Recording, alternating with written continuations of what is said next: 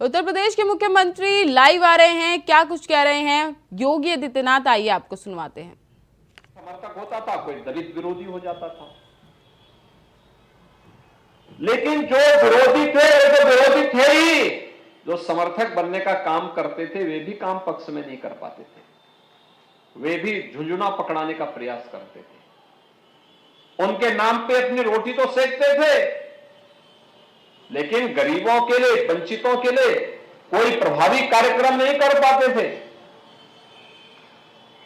पहली बार आपने होगा तब मोदी जी ने जाति मत मजहब के आधार पर नहीं, एक ही नारा दिया, सबका साथ और सबका विकास। आप मुझे बताओ, जो बार बार नाम जपे और करे कुछ नहीं, वो बड़ा है या जो अपने नारे को प्रभावी ढंग से लागू करके हम सबको योजनाओं के साथ जोड़ने का काम कर रहा है। और प्रधानमंत्री मोदी जी ने योजनाओं के साथ जोड़ने का काम किया। बाबा साहब भीमराव अंबेडकर की सपनों को सही मायने में अंगीकार करने वाले, लागू करने वाले, और 26 नवंबर की तिथि को संविधान दिवस के रूप में स्थापित करने का काम भी अगर किसी ने किया, प्रधानमंत्री मोदी जी ने किया। बाबा साहब भीमराव अंबेडकर के प्रति इससे बड़ी श्रद्धांजलि और क्या हो सकती है। 26 नवंबर की तिथि को अब हम 14 अप्रैल की तिथि को भी, 6 दिसंबर की तिथि को भी, 26 नवंबर की तिथि को भी बाबा साहब भीमराव अंबेडकर जी का स्मरण करते हैं और उनके प्रति, उनके द्वारा प्रदत्त संविधान के प्रति सम्मान का भाव व्यक्त करते हैं। वे संविधान के शिल्पी थे, कोई संदेह नहीं, लेकिन समाज की एकजुटता के लिए सब कुछ, हर एक काम देश के नाम, बाबा साहब भीमराव अंबेडकर का ही सपना था, यही संकल्प था। जो लोग आज भारत विरोधी गतिविधियों के माध्यम से समाज को विभाजित करते हैं, भारत को कमजोर करने का प्रयास कर रहे हैं, ये बाबा साहब भीमराव अंबेडकर का अपमान करते हैं। हम सबको इसके बारे में गांव गांव जाकर के बताना होगा। और मैं आपको इस बात के लिए फिर आश्वस्त करने के लिए आया हूं, हमने पहले भी कहा कि सरकार हर गरीब के साथ, हर वंचित के साथ, हर दलित के साथ खड़ी है, उनको उनका अधिकार देने के लिए तैयार है। कोई मुसहर के बारे में पूछता था प्रदेश में, बनटांगिया के बारे में कोई पूछता था, चेरो, थारू, कोल, तब कोलों का इतिहास पक्का जवाहर राम से का इतिहास है, कोई पूछता था? अहरिया, सहरिया, ये सभी ऐसी जातियां हैं, छोटी छोटी जातियां हैं, छोटे छोटे समुदाय हैं, एक सीमित क्षेत्र में हैं, आवाज दबा दी जाती थी। बाबा साहब भीमराव अंबेडकर ने इनके उत्थान के लिए कार्य योजना बनाने की बात कही थी। 70 साल तक इनको वोट देने का तक अधिकार नहीं। भाइयों बहनों, आज मुझे बताते हुए प्रसन्नता है कि डबल इंजन की भारतीय जनता पार्टी की सरकार ने 100% सिचुएशन के लक्ष्य को प्राप्त करने की दिशा में यहां पे कार्रवाई शुरू की। हर उस दलित और वंचित के पास, वो मुसहर हो, कोल हो, भील हो, चेरो हो, थारू हो, सहरिया हो, बुक्सा हो, इनके पास, हर एक के पास अपना मकान होना चाहिए, जमीन का पट्टा होना चाहिए, उनके पास अपना शौचालय होना चाहिए, उनके पास राशन कार्ड होना चाहिए, उनके पास पेंशन की सुविधा होनी चाहिए, उनको फ्री में राशन की सुविधा मिलनी चाहिए, उनके पास जॉब कार्ड भी होना चाहिए और उनको शासन की हर एक योजना से जोड़ने का काम भी होना चाहिए। 100% सिचुएशन के लक्ष्य को प्राप्त करने की दिशा में सरकार के द्वारा जो प्रयास प्रारंभ हुआ है, उस प्रयास को हम ये मानते हैं बाबा साहब भीमराव अंबेडकर का प्रयास है, उनकी कृपा है, उनकी प्रेरणा है, जिसको आज प्रधानमंत्री मोदी जी के मार्गदर्शन, उनके नेतृत्व में डबल इंजन की सरकार प्रभावी ढंग से आगे बढ़ाने का काम कर रही है। ये आपने सुना मुख्यमंत्री योगी आदित्यनाथ को। अब बढ़ते हैं खबरों की ओर। जिंदगी में कुछ बेहतर करने का जज्बा हो तो कठिन परिस्थितियों में भी रास्ता नहीं रोक पाती। ऐसी ही मिसाल पेश की है जानी मानी actor, producer, social activist Iram Faridi ने, जिनकी फिल्म मीट मिस्टर चौंग राष्ट्रीय और अंतर्राष्ट्रीय स्तर पर सफलता के झंडे गाड़ अब तक 22 पुरस्कार अपने नाम कर चुकी है और सफलता के साथ समाज को संदेश देने का भी काम कर रही है। इस सफलता पर इरम फरीदी से खास बातचीत की इंडिया वॉइस ने। नमस्कार, इंडिया वॉइस में स्वागत है आपका। मैं हूं आपके साथ प्रियंका मिश्रा। कहते हैं ना कि हौसले अगर बुलंद हो तो आप अपनी मंजिल को पा सकते हैं और मंजिल को पाने से फिर आपको कोई नहीं रोक सकता। आज हमारे बीच ऐसी ही एक मिसाल है जो कानपुर से अपने जीवन की जिन्होंने शुरुआत की और आज मुंबई में अपने क्षेत्र में अभूतपूर्व काम कर रही हैं। साथ ही साथ ऐसी फिल्में इन्होंने समाज को दी हैं जो ना केवल समाज के लिए बेहतरीन संदेश पेश कर रही हैं बल्कि समाज में सकारात्मकता लाने का भी काम कर रही हैं। ऐसे ही एक शख्स से आज हम आपकी मुलाकात करवाने जा रहे हैं। हमारे साथ मौजूद हैं जानी मानी producer, actor, entrepreneur, social activist Iram Faridi ji. बहुत बहुत स्वागत है आपका। Thank you so much. Should I keep it और आप? ओके या तो इरम, सबसे पहले मैं आपसे ये जानना चाहूँगी कि कानपुर में आप बॉर्न एंड ब्रॉट अप हुई, वहाँ से आपकी शुरुआत हुई, आज मुंबई में आप हैं, अपने क्षेत्र में बेहतरीन काम कर रही हैं और जिस तरह से मीट मिस्टर चैंग को लेकर 21 नेशनल इंटरनेशनल अवार्ड आपको मिले हैं, बहुत बहुत कंग्रेचुलेशंस। कैसे 22nd just now got it. That's okay. 22nd award मिले हैं, कैसे ये मुकाम आपने हासिल किया और शुरुआत कहाँ से हुई? ये शुरुआत तो एक्चुअली मेरी पैदाइश से हो गई थी क्योंकि थिएटर में ही आना था मुझे और मेरे पापा को बहुत इंटरेस्ट था मूवीज़ में, तो उनकी इच्छा पूरी हुई ना हुई लेकिन शायद उनकी ब्लेसिंग्स से मेरी इच्छाएं पूरी हुई और कानपुर से जो मैंने जर्नी स्टार्ट करी थी वो आज भी मुझे याद है। बहुत मुश्किल था वो टाइम, ऐसा नहीं था कि हम लड़कियां स्पेशली और जिस समाज से हैं हम, एक अच्छे समाज से हैं हम, लेकिन उस समाज में उस टाइम बहुत सारी चीज़ें अलग थीं और जैसे करिश्मा कपूर जी ने, कहते हैं ना कि राज कपूर जी की पोती हैं, उन्होंने कहते हैं कि एक मिसाल बनी और उन्होंने कपूर ख़ानदान का नाम रोशन किया, तो मैं समझती हूँ मैंने भी शायद फरीदी ख़ानदान का नाम रोशन किया और मैं इस फिल्म इंडस्ट्री में आई और मैं ऐसे ही नहीं आई, मैं पूरी तैयारी के साथ आई क्योंकि मुझे पता है कि बनना तो मुझे एक्टर था। एक फ़िल्म थी श्रृंगार, उसमें मैंने काम भी किया था और कुछ एड्स किए, कुछ थिएटर्स किए, लेकिन मुझे ज़्यादा इंटरेस्ट था फिल्में कैसे बनाई जाती हैं और वो इतना चैलेंजिंग था और चैलेंजेस मुझे हमेशा पसंद थे। और कुमारी ध्यान विद्यालय कानपुर की पढ़ी लड़की आज मुंबई में, आज मैं सिंटा की एक सदस्य बन चुकी हूँ, अहम सदस्य। तो ये मेरी जर्नी इतनी प्यारी है और सीखने लायक भी है, मेरे खुद के सीखने लायक है क्योंकि मैंने जो संघर्ष किया है वो हमेशा याद रखना चाहती हूँ। इरम जी, कानपुर से आपने शुरुआत की और उसके बाद मुंबई में आप माया नगरी में हैं और अपने क्षेत्र में बेहतरीन काम कर रही हैं। जिस तरह से मीट मिस्टर चैंग को 22nd नेशनल और इंटरनेशनल अवार्ड मिले हैं, सबसे पहले तो ये प्रेरणा आपको कहाँ से मिली और शुरुआत कहाँ से हुई? मीट मिस्टर चैंग जब हमने फिल्म की, मेरे पास जो हमारे डायरेक्टर हैं अश्विन कौशल जी, अश्विन कौशल भारती जी, और जो कौशल भारती जी हमारे बहुत प्रसिद्ध लेखक थे, उनके बेटे हैं। एक दामिनी फिल्म जो आई थी और काफ़ी फिल्मों में उन्होंने काम भी किया। अब उन्होंने director as a director debut किया हमारी फिल्म से ही, मीट मिस्टर चैंग से। तो मेरे पास जब ये कॉन्सेप्ट लेके आए तो वो सब कहते नहीं इरम मत बनाओ क्योंकि कोविड पे है और उस टाइम ये हालात थे कि सबको बहुत बुरा लग रहा था। ऑफ कोर्स हम मतलब एक महामारी है ये कोविड, शताब्दियों तक, दशकों तक याद रखेंगे लोग, कितने लोग चले गए। लेकिन ये फिल्म बनाने के पीछे हमारा यही मकसद था कि इरम्स एंटरटेनमेंट की हमेशा एक ही थीम रही है कि जो सच्चाई है, जो इश्यूज़ है, उनको लेके आना। हमने कभी भी सिर्फ और सिर्फ एंटरटेनमेंट के लिए फ़िल्म नहीं बनाई। तो ये जो कॉन्सेप्ट था थोड़ा सा डरा दिया, इस कॉन्सेप्ट ने डरा दिया कि इट्स रिस्क है, but I love to take risk and वो रिस्क मैंने लिया और अपनी छोटी सी फिल्म को मैंने बहुत बड़ा बना दिया। और सबके आशीर्वाद और प्यार की वजह से, जनता के प्यार की वजह से, मीडिया के प्यार की वजह से मैं यहाँ तक पहुँची और 22nd इंटरनेशनल फिल्म फेस्टिवल यथाकथा में अभी बेस्ट प्रोड्यूसर का अवार्ड लेके आई हूँ। और ये फिल्म जल्दी ही आने वाली है, बिग OTT पे आएगी। बिग OTT का नाम नहीं बताऊँगी लेकिन जल्दी आपको पता चलेगा। ये फिल्म है मानवता के बारे में, say no to racism and racism is bad. This is our theme, this is our base about this film.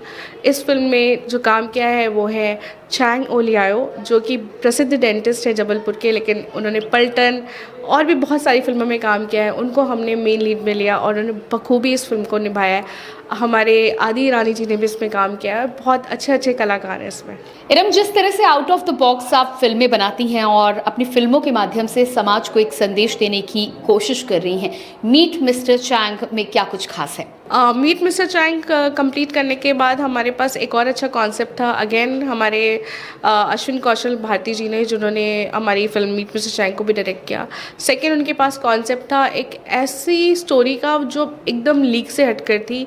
That was about story of 65 years lady, और ये हमने एक आर्टिकल से ही उठाया और ये फिल्म जो है बिल्कुल ख़ास है। आप हमारी फिल्म में हमेशा एक ही चीज़ देखेंगे, आप हमारी फिल्म में आपको इंटरनेशनल लेवल का डायरेक्शन दिखेगा। क्यों दिखेगा? क्योंकि हमारा जो कलर है, कलर पैलेट से लेकर बहुत सारी ऐसी चीज़ें हैं जिस पे हमने खास हमेशा जोर दिया है। डायरेक्शन हमेशा इंडिया का होगा, लेकिन आपको जो थीम है या जो भी बैकग्राउंड, बहुत सारी चीज़ों में आपको दिखेगा कि इंटरनेशनल लेवल पे काम किया है। और हमने इसलिए भी किया क्योंकि हमारा टारगेट ऑडियंस वो भी है। तो फिडोरा रिंकल्स नाम की जो फिल्म है, हमने एक और फिल्म बना ली और उसको अच्छे से हमने डायरेक्ट भी किया। हमारे अश्विन कौशल भारती जी ने। इरम्स एंटरटेनमेंट अगेन हमारे प्रोडक्शन हाउस से इस फिल्म को बनाया गया है। बट इसमें ख़ास जो है वो ख़ास है हमारी सुष्मिता मुखर्जी जी, जिन्होंने आपने देखा था गोलमाल फिल्म में भी काम किया था और बहुत नोन एक्ट्रेस हैं। इसके अलावा हमारे गदर 2 के फेम मनीष वाधवा जी ने भी बहुत अच्छा काम किया है। वो स्क्रीन पे आते तो लगता है, मतलब जब इस फिल्म की शूटिंग चल रही थी तब गदर फिल्म नहीं आई थी, तब भी मैंने देख के कह रहा था कि ये जो है ना मनीष वाधवा जी, ये जेम है। ये शायद मैं तुलना तो नहीं कर सकती, लेकिन कहीं ना कहीं बेस्ट विलन बनेंगे इंडस्ट्री के। और इसके साथ ही साथ आंचल मुंजाल और हमारे अली असगर भी इस फिल्म में हैं। बहुत ही अच्छी थीम है और इस फिल्म को भी एक अच्छे OTT पे मैं लेकर आ रही हूँ और फिल्म भी पूरी हो गई, कंप्लीट हो गई है। और इसके साथ साथ थर्ड जो हमारा प्रोजेक्ट है वो है शादीबाज, वो भी हमारे समाज के इश्यूज से जुड़ा हुआ है। तो इरम, जिस तरह से आपकी ये जर्नी जारी है कि खूबसूरत और बेहतरीन प्रोजेक्ट्स आप लेकर आ रहे हैं और साथ ही साथ सोसाइटी को संदेश देने की भी कोशिश कर रहे हैं, अगले फोर्थकमिंग प्रोजेक्ट्स की बात करें तो क्या कुछ खास लेकर आ रहे हैं? हमारा एक और टॉक शो आ रहा है जिसको हम जल्दी लेकर आएंगे, OTT पे ही लेकर आएंगे और जुनैद शेख जी उसको डायरेक्ट करेंगे। मैं यानी कि इरम फरीदी इसको होस्ट करूँगी और रोस्ट भी करूँगी। हम ऐसे लोगों को लेके आना चाहते हैं जो हमारे पर्दे से बहुत दूर हो चुके हैं, जिनके बल पे काफ़ी TV सीरियल हिट हुआ करते थे, फिल्में हिट हुआ करती थी। तो मुझे लगा कि ये बीड़ा मुझे उठाना चाहिए और इस टाइप का कॉन्सेप्ट हम बहुत जल्द लेकर आएंगे और अभी इसका प्रोमो शूट हम करने जा रहे हैं। और ये टॉक शो है, ये इसमें आप अपनी बात कह सकते हैं, कोई रोक टोक नहीं है। तो ये बहुत ही अच्छा और अलग तरीके का शो है। और इसके साथ ही साथ मैंने बताया कि शादीबाज आ रही है। हमारा मेन है जो दुबई में हमारा अगला बहुत बड़ा इवेंट होने वाला है। जैसा कि बिज़ ग्लैम फर्स्ट सीज़न हमने किया था नेहा धूपिया जी के साथ, सेकंड किया था हमने अमीषा पटेल जी के साथ, एंड थर्ड होगा वो मैं आपको बताऊंगी, इंटरनेशनल लेवल पे है दुबई में, but season 3 will be on Dubai. खबरों में आगे बढ़ते हैं, जहां राजस्थान का चुनाव खत्म हो चुका है और बीजेपी ने पूर्ण बहुमत के साथ जीत दर्ज की है, जिसके बाद अब सीएम के चेहरे को लेकर चर्चाओं का दौर जारी है। बीजेपी में मुख्यमंत्री के लिए मंथन हो रहा है। राजस्थान की बात करें तो यहां महारानी वसुंधरा राजे सिंधिया सीएम के लिए प्रचल दावेदार मानी जा रही हैं। उनका कद राजस्थान बीजेपी में सबसे बड़ा है, लेकिन महारानी के सामने टक्कर गजेंद्र सिंह शेखावत दे रहे हैं। हालांकि राजनीति अनुभव की बात करें तो वसुंधरा राजस्थान में 2 बार मुख्यमंत्री रह चुकी हैं। अटल जी की सरकार में केंद्रीय मंत्री रही हैं और मौजूदा वक्त में राष्ट्रीय उपाध्यक्ष है। ऐसे में उनके दावेदारी प्रबल है। हालांकि इस बार बीजेपी किसको सत्ता का ताज सौंपती है, ये तो आने वाला वक्त ही बताएगा।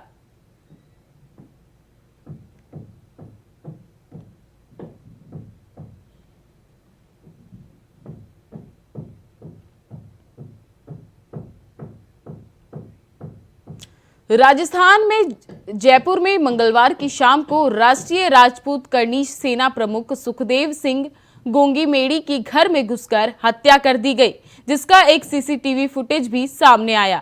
हालांकि पुलिस ने 3 में से 1 आरोपी को मुठभेड़ में ढेर कर दिया और बाकी 2 फरार होने में कामयाब हो गए। लेकिन इस हत्याकांड के बाद कई सवाल खड़े हो रहे हैं, जिसको लेकर पूर्व मंत्री प्रताप सिंह खचरीवास ने दुख जताया और सरकार और पुलिस अधिकारियों पर सवाल उठाए।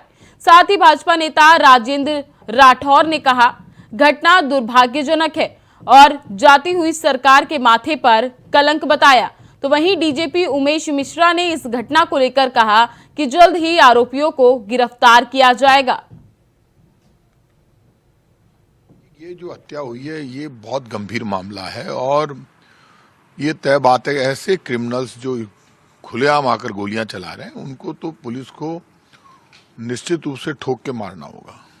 ये वक्त आ गया जो ऐसे क्रिमिनल्स का तो तुरंत एनकाउंटर किया जाए। कौन है ये क्रिमिनल्स, कहां से आए हैं, कैसे अटैक कर दिया, ये बहुत बड़ी घटना है।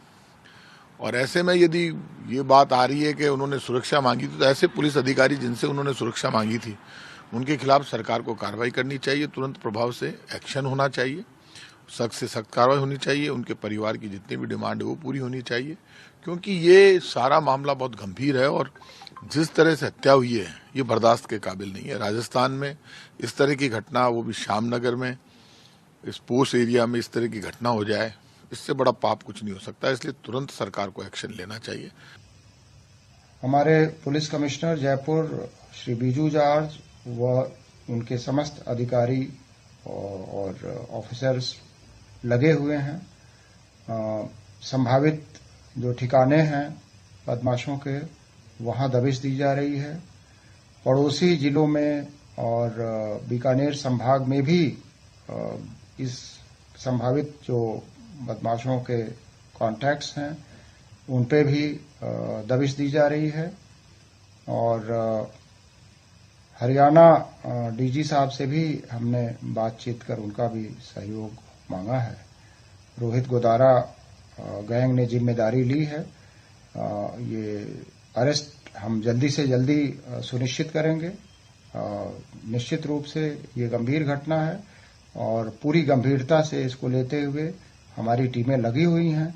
शीघ्र हत्यारों को पकड़ा जाएगा और कठोर विधिक कार्रवाई उनके खिलाफ की जाएगी। दुर्भाग्यजनक है, एक राष्ट्रीय स्तर के सामाजिक कार्यकर्ता को, जिसको सुरक्षा की गुहार पुलिस से लगा रहे थे, सुरक्षा नहीं देने के परिणाम स्वरूप गैंगस्टर मारकर चले जाएं। राजस्थान की राजधानी में अपराध और अपराधियों का हौसला देखते ही बनता है। इससे बड़ी घटना हो नहीं सकती। ये जाती हुई सरकार के माथे पर कलंक है। सरकार को चाहिए कि विशेष टीम बनाकर हत्यारों को गिरफ्तार करें और फास्ट ट्रैक में इस मामले को डालकर उनको फांसी की सजा हो, मुआवजा मिले और इस न्यायिक जांच हो पूरे मामले की, ताकि असली चेहरे, जो किरदार, जो षड्यंत्र करता थे, उनके सामने आ जाए।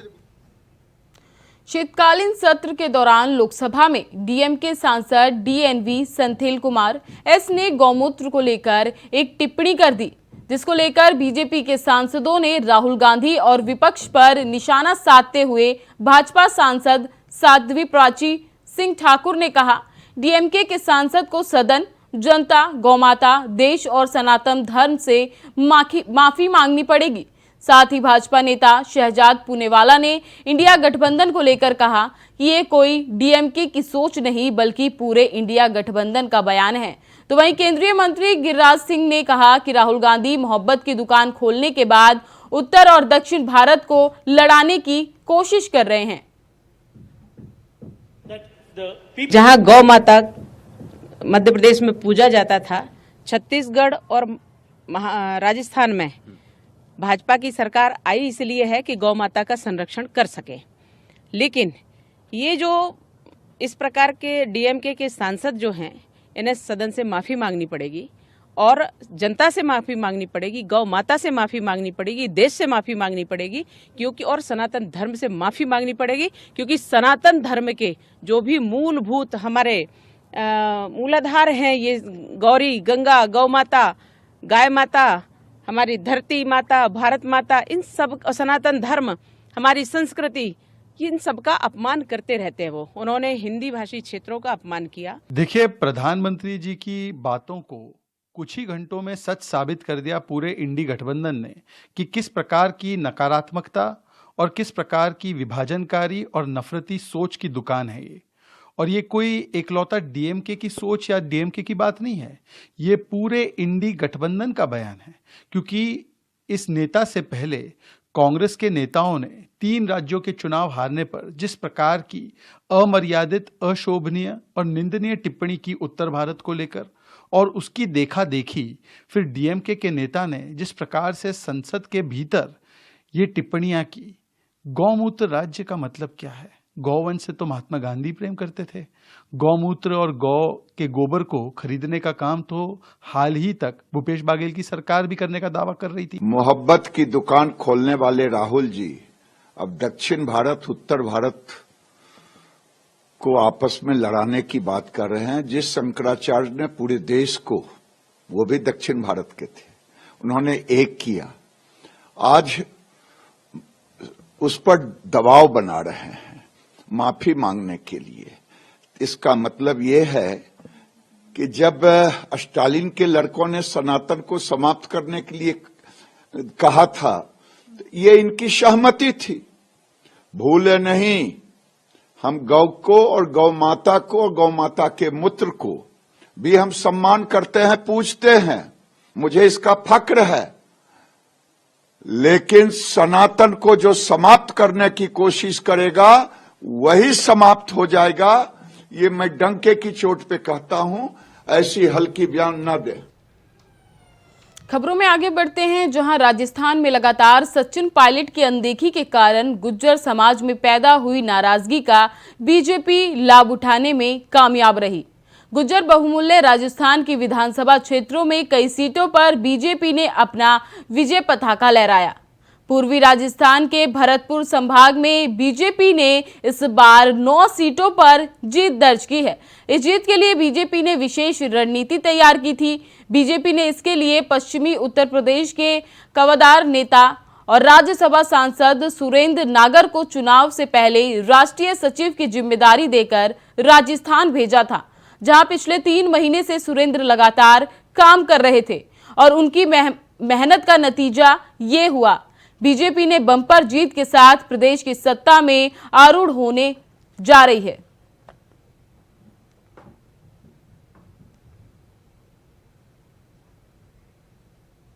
बलिया में जमीन की पैमाइश के नाम पर रिश्वत लेने के आरोप में लेखपाल और लेखपाल के सहयोगी को एंटी करप्शन की टीम ने रंगे हाथ पकड़कर गिरफ्तार किया।